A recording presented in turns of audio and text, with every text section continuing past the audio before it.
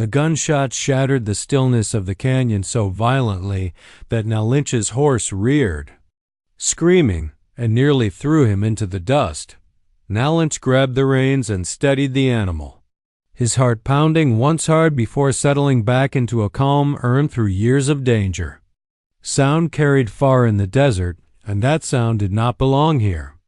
No hunters, no towns, no lawful reason for a rifle to speak in this dead stretch of land. Wind rushed through the red rock walls, dragging the echo away, but something else lingered. Smoke. A thin gray thread rose beyond a bend in the ravine, wavering against the pale sky. Fire meant life, and life out here usually meant trouble. Nalinche slid from his saddle and tied the horse behind a cluster of rocks. His boots crunched softly on gravel as he moved downhill, senses sharpened. The desert had taught him to read absence as carefully as presence. There were no birds now, no insects humming. The land was holding its breath. As he rounded the bend, the ravine opened into a narrow bowl carved by ancient floods. And there, so out of place it seemed almost imagined, stood a cabin. It was small, crooked, and stubbornly upright. Logs of different ages had been forced together with mud and scraps of cloth. The roof sagged onto rusted tin sheets held down by stones. One window was boarded shut. The other was covered with a cracked pane that caught the sun like a blind eye. Someone lived here. Nalinche frowned. He knew these lands, had traded through them for years. No homesteader would choose this ravine. No water source nearby. No grazing. No protection from flash floods or winter winds. A second sound reached him low, rough and unmistakably human. A cough. It came from inside the cabin, deep and ragged, as though it clawed its way out of damaged lungs. Then another. Then silence. Nalinche approached slowly, hands loose at his sides, posture open. He stopped 3 paces from the door. Before he could knock, the door flew open, a rifle barrel thrust toward his chest. "Don't move." Her voice was hoarse but steady, sharpened by something stronger than fear. Nalinche lifted his hands at once. "I won't," he said calmly. She stood barefoot on the warped threshold, shoulders squared, rifle braced against her hip. She wore a faded brown skirt patched at the knees and a pale blouse stained with sweat and dust. Her hair, dark once, now streaked with gray, was tied back with a strip of red cloth. Sun and hardship had etched lines around her eyes and mouth, but they hadn't dulled her gaze.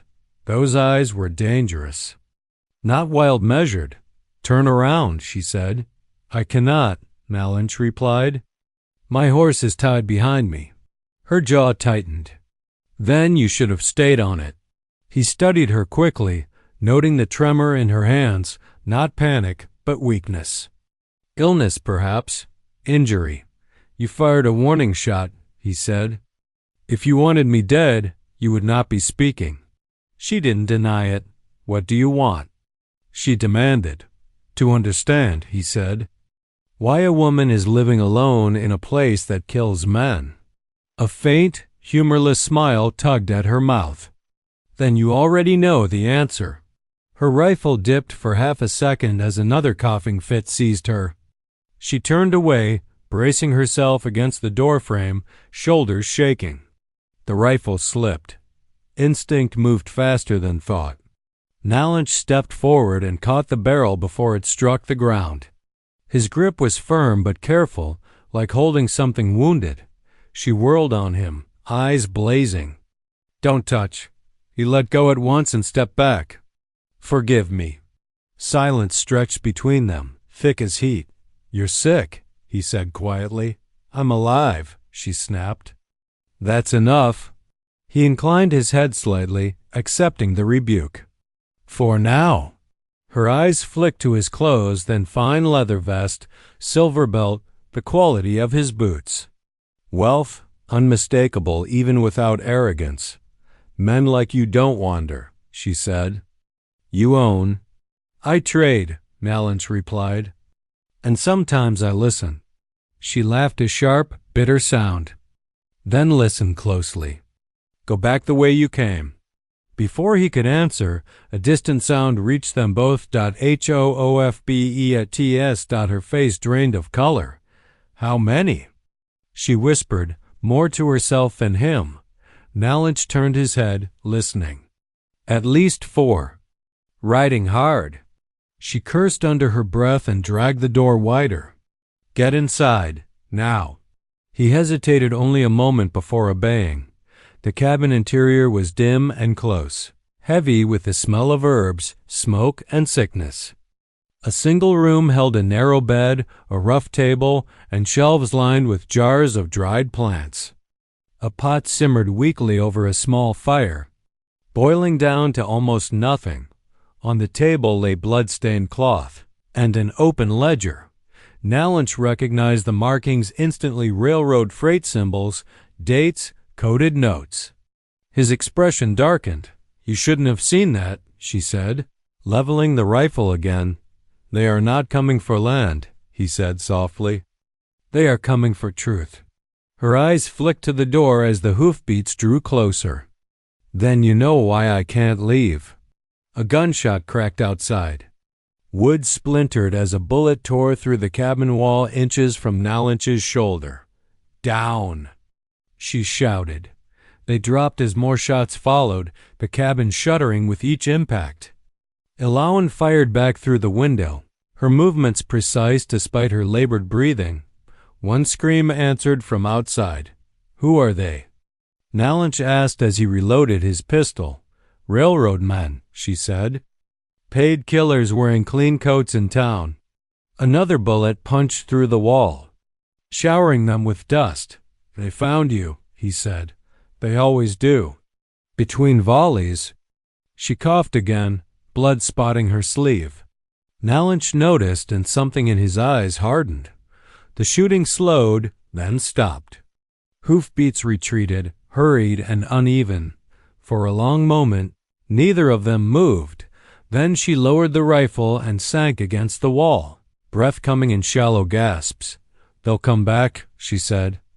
"With more." Nalinche stood and picked up the ledger, holding it carefully as if it might burn him. "This book," he said, "is worth more than gold. And more dangerous." She watched him closely. "You could sell it. Disappear." "Yes," he agreed. "I could.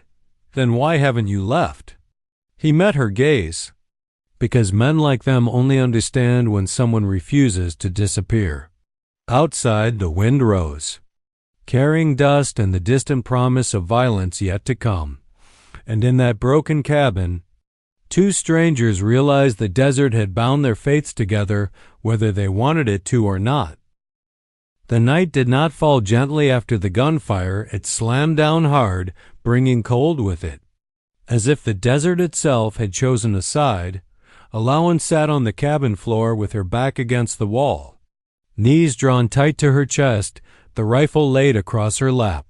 Her breathing was uneven, shallow, each inhale dragging like it hurt. Nalinche crouched near the door, listening, counting heartbeats between sounds. The riders were gone for now, but men like that never truly left. They circled. They waited. "You're bleeding," he said quietly. She glanced down at her sleeve, already dark with blood. "It's not deep. That cough says otherwise." She gave him a look sharp enough to cut. "You don't get to tell me what my body is doing." Nalinche nodded once, accepting the boundary, then reached for the kettle and poured water into a tin cup. He knelt and held it out, not close enough to force, but close enough to offer. "Drink." She hesitated, then took it. Her hands shook despite her effort to control them. "You could have left," she said after a moment. "When the shooting started, plenty of men would have." "I am not most men," he replied. "That's what they all think." He smiled faintly, without humor. "Perhaps. But I have learned when a place calls out, it is foolish to ignore it." She studied him again, this time more slowly. The confidence in his posture, the lack of fear in his eyes. Not reckless measured. Dangerous in a quiet way. You saw the ledger, she said. Yes. You know what it means. Yes. She closed her eyes briefly, then opened them. Then I should kill you. He didn't flinch. If you believed that, you would have already tried. Silence filled the cabin, broken only by the crackle of the fire and the distant howl of wind through the ravine. My husband kept that book, she said suddenly. Before me. Nalinche remained still, listening. He worked land surveys for the railroad. Thought he was helping build something lasting. Then he found out what they were really doing, forcing families off their land, killing those who refused, bribing judges to erase names and borders. Her voice tightened. When he confronted them, they beat him until he couldn't stand, left him to die in a dry wash like an animal. Nalinche's jaw clenched. I buried him myself, she continued. Then I took the ledger and ran. I've been running ever since. The fire popped, sending sparks upward. They won't stop, she said. They can't. If that book reaches the wrong eyes or the right ones, their whole operation collapses. Then it must reach those eyes, Nalinche said. She laughed softly. You think it's that simple? No, he replied. I think it will be costly. Another coughing fit seized her, harsher this time.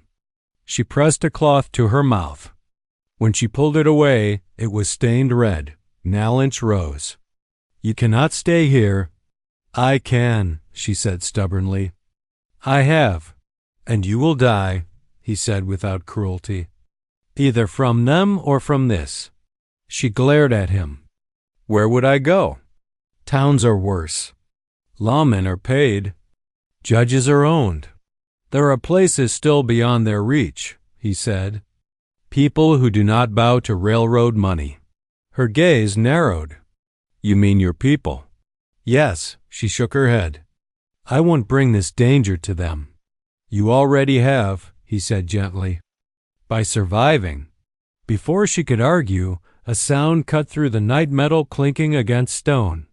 Nalinche was on his feet instantly, pistol drawn. Another sound. A boot scraping. They came back, Elowen whispered. No, Nalinche said, listening more closely. Only one. The door creaked open slowly. A boy stood in the doorway, no more than 15, eyes wide with terror. He held his hands up, palms out. Don't shoot, he blurted. I ain't with them. Elowen raised the rifle anyway. Then why are you here? I followed M, the boy said. They killed my pa last winter. Railren men. I've been tracking them since.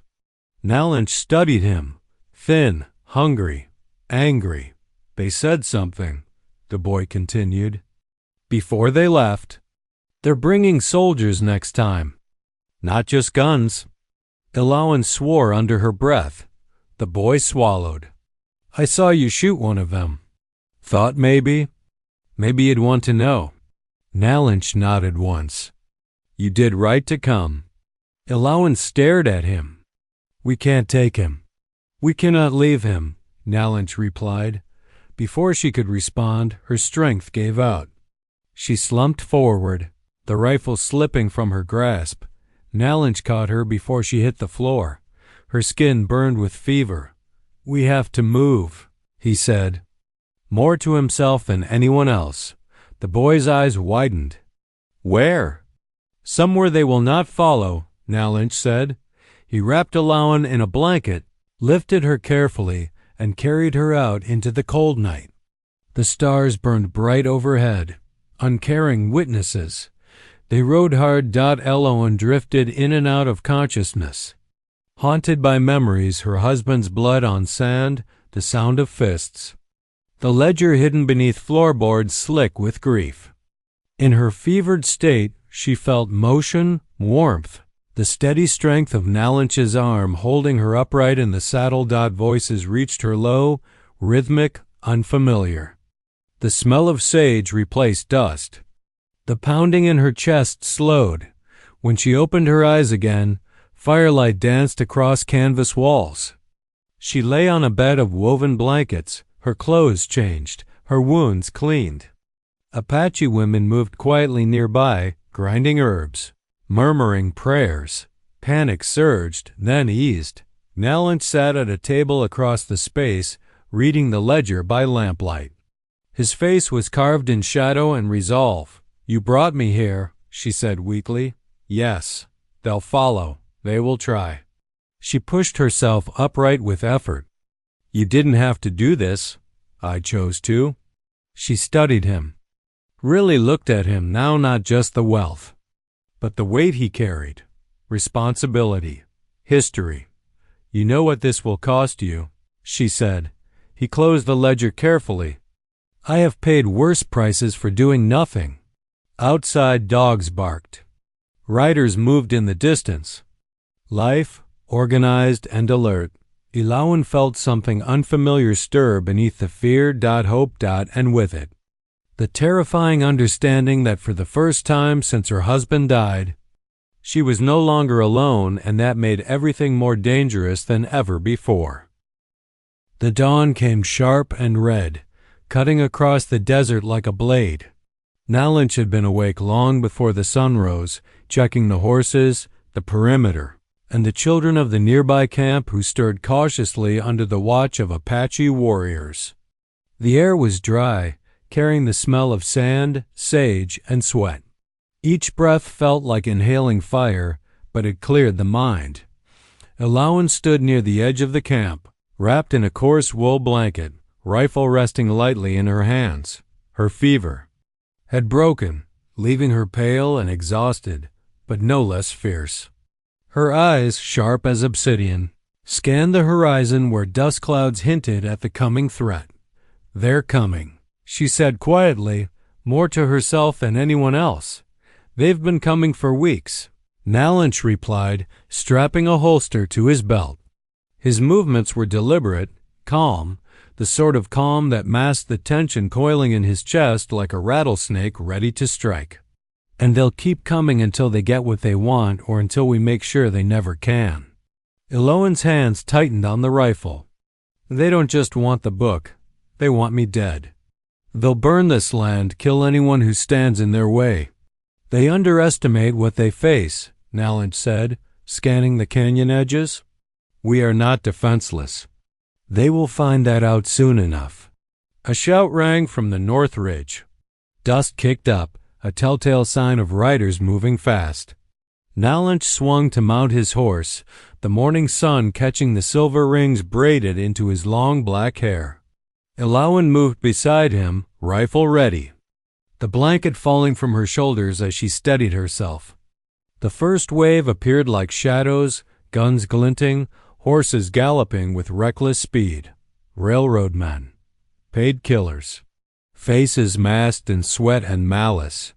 Their leader, a broad-shouldered man with a scar cutting through his cheek, raised his pistol, signaling the attack. Nalinche spoke softly, more to the desert than anyone else. Now, Apache riders surged from the hills, arrows flying, rifles cracking. Ranchers and trappers loyal to Nalinche joined, guns barking. Dust and sand rose in chaotic clouds, swallowing the first screams of the attackers. The desert erupted into motion, a living thing responding to years of patience and planning. Elowen fired from horseback, her movements precise despite exhaustion. Each shot found its mark, a man falling, horse screaming in panic. Her face was pale, streaked with dirt and sweat, but her eyes burned with purpose. She was no longer just a woman running. She was a force the desert itself had trained. Nalinche rode at the front, his presence commanding. Bullets whizzed past, cutting through sagebrush and splintering rocks. He moved fluidly, a predator among predators, striking, dodging, and directing his men. He wasn't reckless. Every motion had a reason.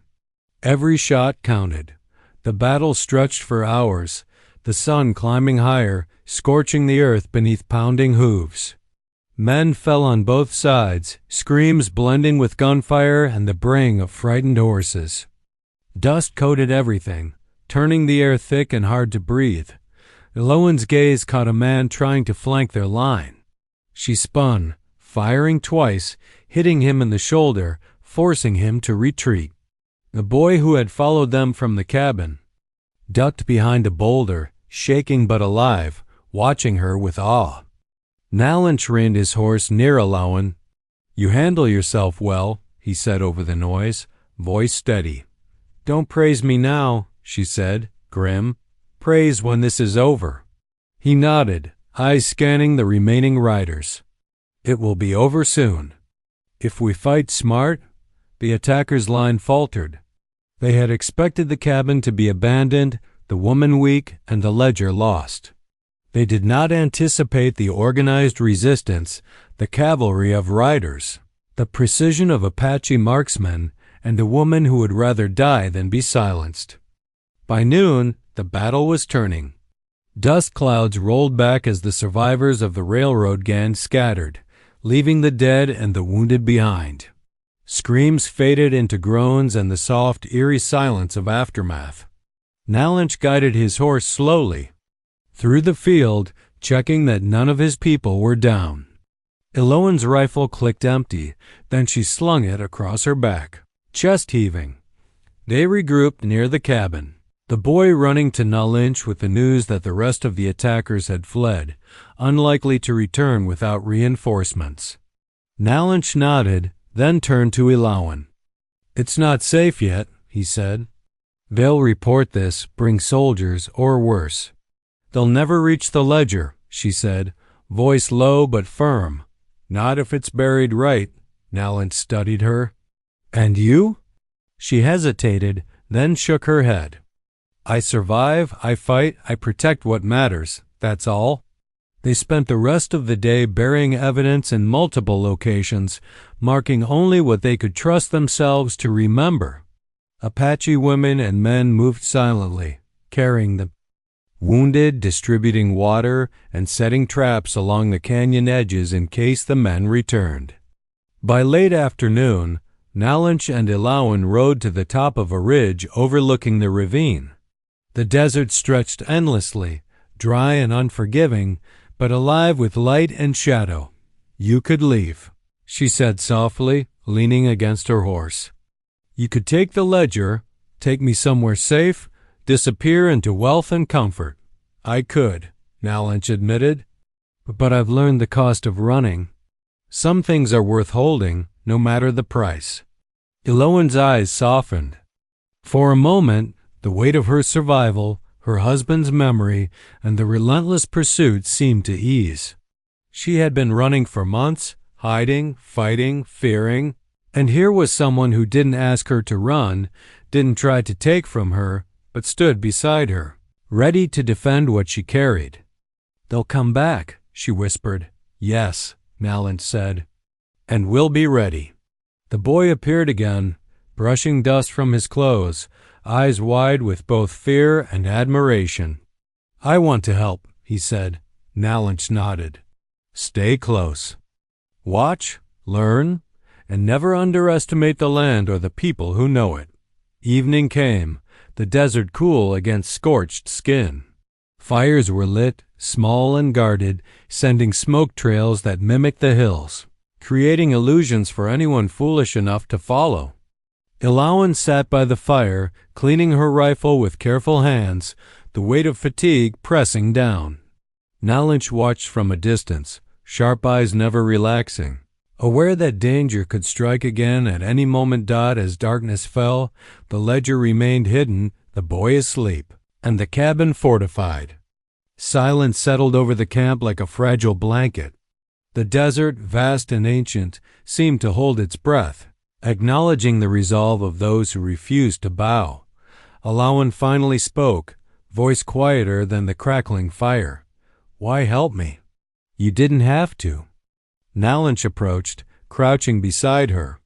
"Because the world has enough men who take, few who fight for what should never be lost." She looked at him, eyes reflecting firelight and something softer, respect perhaps, or understanding. "And if they come back with more?" "We will meet them," he said, "together." The night deepened, bringing cold and wind, but the two of them sat quietly, sharing warmth without words. In the distance, the desert stretched endlessly, filled with shadows and secrets. But here, in this fragile holdout, there was a fragile hope. Elowen's hand brushed over the ledger hidden beneath her cloak. She had lived too long in fear to trust it entirely, but for the first time since her husband's death, she felt a sense of purpose beyond survival. She was part of something larger, something worth the risk. Nalinche rose, glancing toward the horizon. "We can't stay here forever," he said, "but the desert has taught me patience. The railroad will strike, and when they do, we will be ready." Elowen nodded, fatigue and resolve etched into her features. "Then let them come." In the darkness, the stars above burned bright, indifferent to the struggles below. But the camp, hidden in the folds of the canyon, held its ground. Elowen and Nalinche, bound by circumstance and choice, prepared for the battle still to come, knowing that the ledger, their lives, and the fragile hope they carried could tip the balance between destruction and justice. The desert held its secrets, and so did they. But together, they were learning to wield both, and somewhere beyond the ridge, the first scouts of the railroad would ride again at dawn. The desert had a different air when they returned weeks later, quieter but no less alive. The ravine where the old cabin had stood was filled now with the sound of hammering and sawing. Nalinche rode slowly up the dirt path, horse hoofs stirring dust, and stopped at the edge of a clearing. Before him, a new cabin had risen, strong timber, solid roof, sunlight spilling through clean, clear windows. It was a statement, a declaration, and a sanctuary all at once. Elowen stood on the porch sweeping the wooden steps with a broom, her face streaked with sweat and dust, but her eyes bright. She looked smaller than the towering structure behind her, but somehow she carried more presence than the building itself. When she noticed Nalinche, she smiled, a faint curve that held relief, pride, and something unspoken between them. "You're up early," he said, dismounting. His boots crunched against the gravel, each step deliberate, measured. The weight of the ledger, though hidden beneath blankets in the cabin, seemed lighter now that the threat of the railroad had been quelled, at least temporarily. "I like mornings," she said, placing the broom against the railing. "They feel honest, clean." She gestured to the cabin. "It's almost done." "It's more than almost," Nalinche said, stepping closer to inspect the craftsmanship. The walls were straight, solid, and the roof had been reinforced to withstand both wind and the occasional desert storm. The windows let in light, but they could be shuttered if needed. It was a home that would endure, unlike the one she had fled from. Elowen turned her gaze to him, shading her eyes against the sun. "You didn't have to help me rebuild," she said softly. "After everything." Her voice trailed, but the meaning was clear. "I did," he replied, "because it was never just your fight, and because you survived." She considered that, the heat of the sun on her back and the weight of everything they had been through settling between them. "Do you think it's really over?" "For now," Nalinche said, scanning the horizon. "The railroad has been exposed. The authorities are involved. Their men are either dead, scattered, or imprisoned. But greed is patient, and men like that never truly learn. Still, today we have something they cannot take." Elowen's hands brushed against the railing. "A home, a place where no one can reach me. A place where She stopped herself, her words lingering in the desert air. Nalinche followed her gaze, noting the way the wind caught the loose strands of her hair. "We can rebuild more than walls," he said carefully. "We can rebuild trust, safety, maybe even peace." For a moment, silence stretched between them. The desert, vast and unrelenting, seemed to watch, to approve. The dust swirled gently around their boots as if carrying away the remnants of fear and blood from the past months. "I never thought I'd feel safe again," Elowen admitted. Her voice was low, almost shy. "After my husband, after everything." "You are safe," Nalinche said firmly. "And you will stay that way." She looked at him then, really looked. Taking in the long black hair braided with silver rings and feathers, the calm authority in his dark eyes, the quiet strength that had carried her from the canyon to this moment. "I don't even know how to thank you," she whispered. "You don't need to," he said. "Actions are more lasting than words." "And I'll act." A hawk cried overhead, circling the sky, and for a moment both of them watched in silence. The sound was a reminder of the vast world beyond their cabin, of freedom and of the precariousness of life. The boy who had followed them from the canyon ran up the steps, carrying a bucket of water. "Miss Elowen!" "Mr. Nalinche!" "Breakfast is ready." Elowen chuckled, a sound that had been rare in recent months. "Thank you, Tomas," she said, ruffling his hair. The boy's bright eyes reflected both exhaustion and excitement. He had seen the worst of men and survived, and now he had a reason to hope again. Nalinche smiled faintly. "He'll be all right," he said. "The desert teaches lessons hard, but well." Elowen nodded, then looked at the cabin one last time before heading inside. "Come on, help me finish the roof beam. There's still work to be done." He followed, knowing that this labor was more than physical, it was part of healing, of reclaiming what had been stolen. Together they lifted timber, hammered boards, and measured planks. The rhythm of work binding them in silence and purpose. By late morning, the cabin stood complete. The door swung freely, the windows glimmered, and the porch, now swept clean, welcomed them.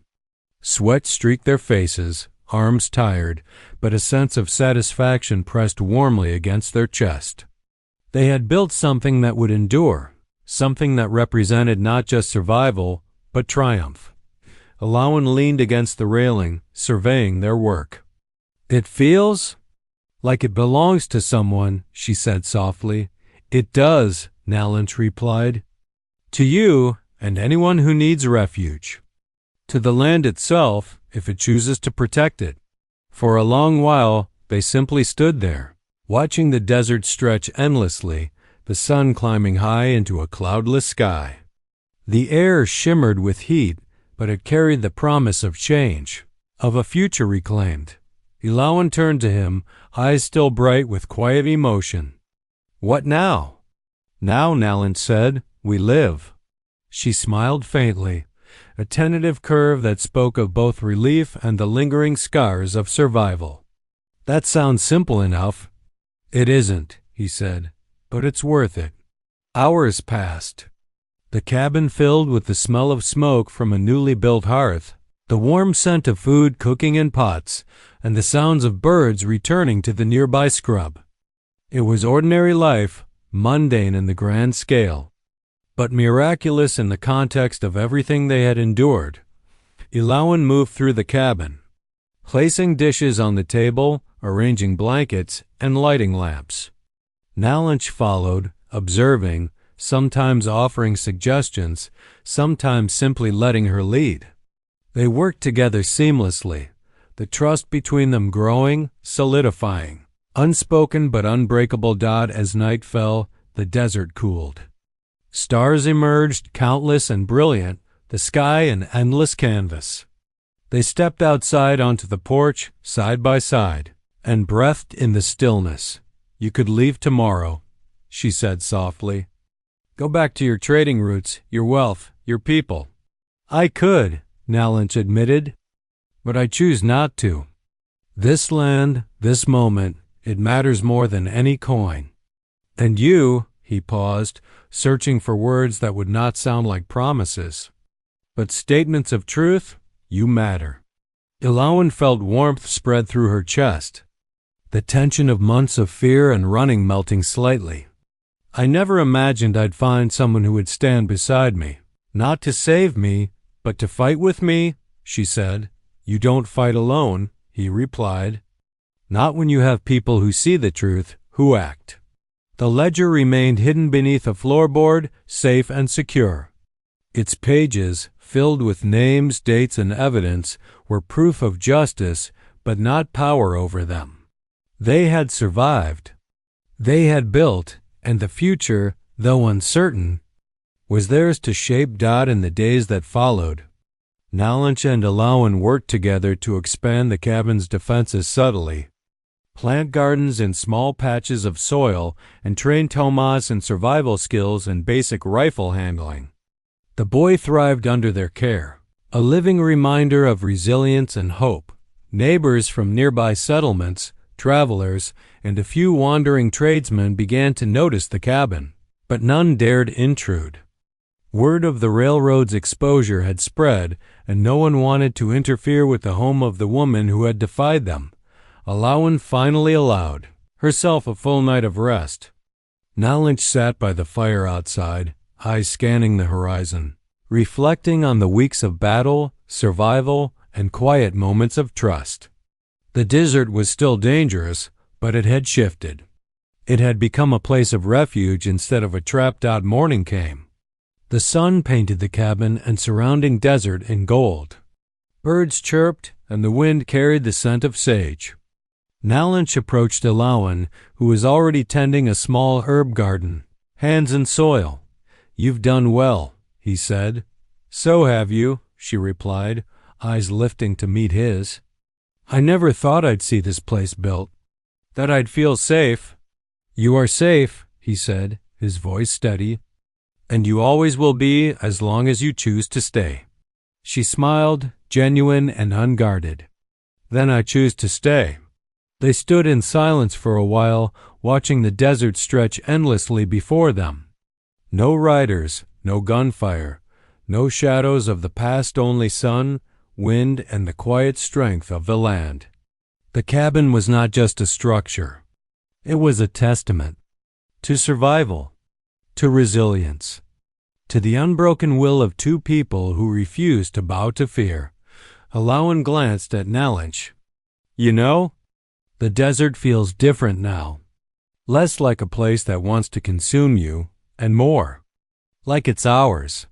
He nodded. We have made it ours through blood, sweat, and choice. And if the railroad comes back? She asked. They won't, he said, voice certain. They have no power left here. And if they try? He let the words hang. Knowing their lives, their preparation, and their people would protect them. Elowen laid a hand on the railing, feeling the warmth of the sun, the cool of the breeze, and the promise of a future built by their own hands. She thought of Tomas, of the warriors, of the lives lost and saved, and a deep sense of peace settled in her chest. Nalinche joined her, standing close, and together they watched the horizon. The desert held no more ghosts for them, only the quiet beauty of survival, the satisfaction of justice served, and the freedom to live without fear. The cabin, the garden, and the people within it were a new beginning.